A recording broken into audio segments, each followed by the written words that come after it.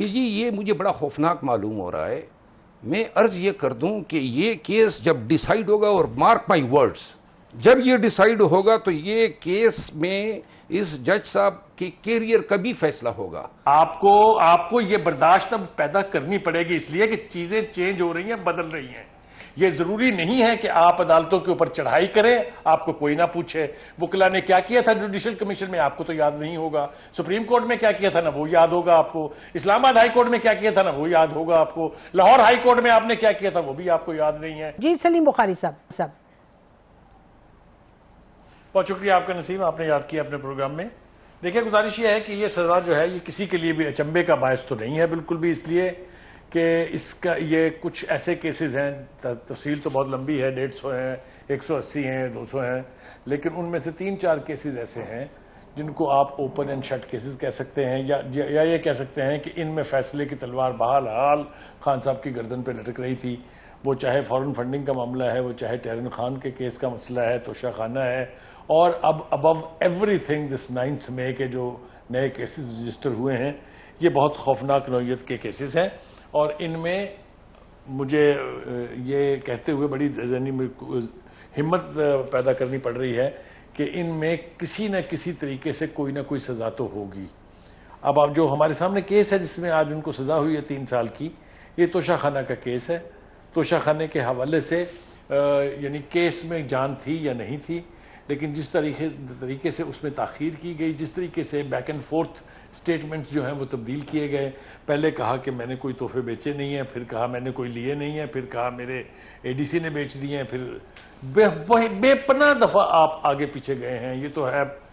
یہ تو بات ہے خان صاحب کی اپنی. لہٰذا دوسرا جو سب سے زیادہ کھلواڑ کیا ہے وہ کیا ہے ان کے وکلا نے.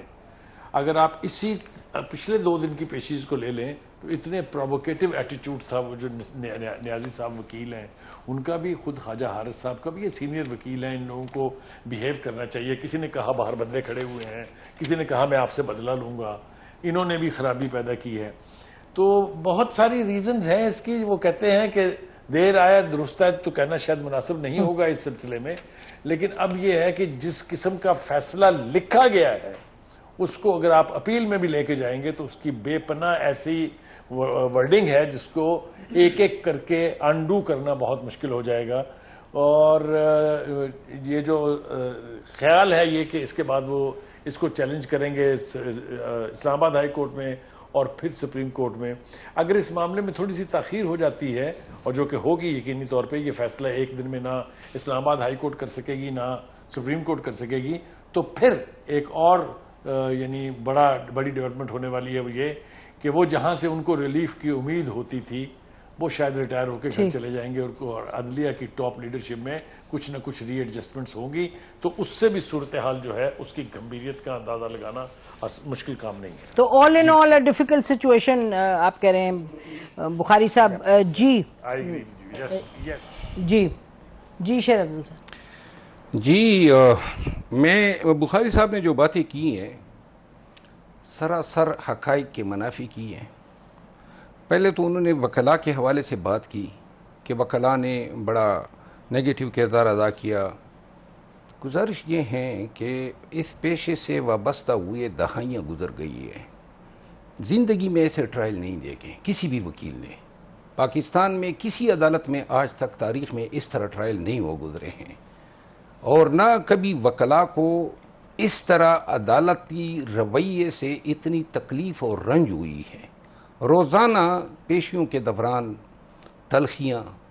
دیکھیں وکلاء عدالت کی عزت تب تک کرتے ہیں جب تک وکلاء کو علم ہو کہ ہمارے سامنے منصف بیٹھا ہے. جب یہ بلیف آپ کا پختہ ہو جائے کہ سامنے منصف کی کرسی پہ بیٹھا ہوا شخص جو ہے کمپرومائزڈ ہے، تو پھر وہ شخص یا اس کرسی پہ بیٹھا ہوا پریٹینڈڈ منصف جو ہیں وہ اپنے وہ حقوق کو دیتا ہے جو حقوق رسپیکٹ کے حوالے سے ہوتے ہیں، ڈگنیٹی کے حوالے سے ہوتے ہیں. اور جہاں پہ جج خود ہی روزانہ آپ کو شٹ اپ کہیں، مجھے خود انہوں نے کہا تھا کہ جی آپ کو لایا گیا ہے، یا کسی کو کہیں اونچی آواز سے بات نہ کرو، کسی کو آپ کہیں کہ جی اس کو باہر نکالو روزانہ. اور صرف ہمارے ساتھ نہیں ہے، اسلام آباد بار ایسوسی ایشن نے اس پہ ریزولوشن دی آئے دن اور دیگر کیسز میں وکلا کے ساتھ جہاں تک کیس کے میرٹ کا تعلق ہے ادب تو بہرحال اپنے ساتھ وہ it is about your self not جو جج سامنے بیٹھے ہیں تو اگر آپ لوگ ادب کا پاس چھوڑتے ہیں تو وہ پھر اپنے پہ کامنٹ ہوتا ہے. نہیں ادب کا پاس تو ہم کسی حالت میں نہیں چھوڑتے جی لیکن جہاں پہ کوئی پریزائڈنگ آفیسر یا کوئی جج جو ہے آپ کی توہین یا بے عزتی یا بے ادبی کرتا ہے وہ کنڈون نہیں ہو سکتی ہے. دوسری بات بالکل نہیں کنڈون ہو سکتی. دوسری بخاری صاحب نے ایک بات کی کہ یہ شرٹ اوپن اینڈ شٹ کیسز ہیں. یہ جو کیس ہیں توشہ خانہ کا ٹرائل میں ہم روزانہ ہر گواہ ہر موقع پر موجود رہے, ہمارے سامنے ہوا ہے, یہ ہمارا پیشہ ہے اور اسی میں ہماری ایکسپرٹیز ہے. یہ مقدمہ جائے گا سپیریئر کورٹس میں اور اس دفعہ اس کو کوئی بائس جج نہیں دیکھے گا. وی ول میک اٹ شیور کیونکہ ہم تعصب کے شکار ہوئے ہیں.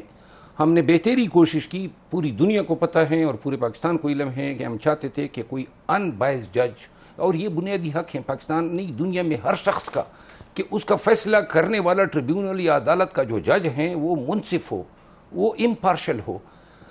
پہلے دن سے ہم نے 2 عدالتوں پہ پی ٹی آئی کے چیئرمین کی طرف سے ہم نے یہ عذر اٹھائے تھے کہ چیف جسٹس اسلام آباد ہائی کورٹ اور ٹرائل کورٹ کے جج ہمایوں دلاور صاحب یہ کیسز نہ سنیں, لیکن انہوں نے یہ سنا, ایک دوسرے کو بیچتے رہے. 3 دفعہ جو ہیں, کیا اس کیس کے لیے اتنا ہی کافی نہیں ہے کہ چیف جسٹس صاحب نے خود ہی 3 دفعہ اس کے آرڈر کو سیٹیسفائیڈ کیا اور پھر بھیج دیے کہ آپ اس کی مینٹینیبلٹی کو سنیں.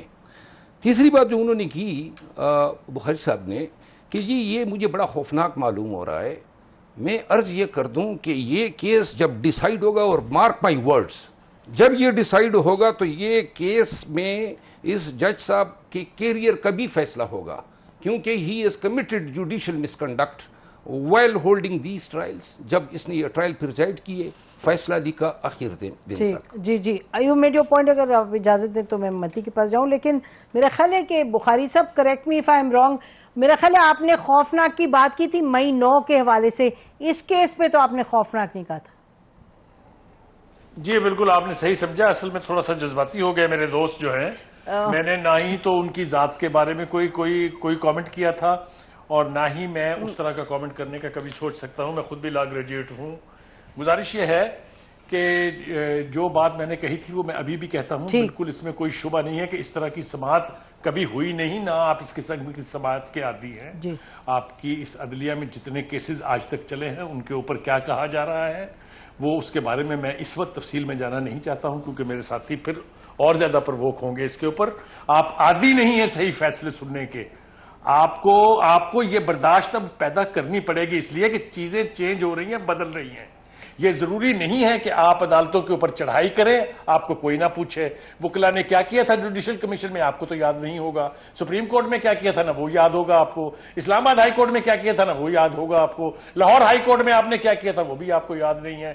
تو میری یہ ساری گزارشات جو تھی بہت ادب سے تھی, آپ کو پرووک کرنا میری مراد نہیں تھی. اچھا جی بخاری صاحب, گاٹ یور پوائنٹ. مجھے اجازت دیں تو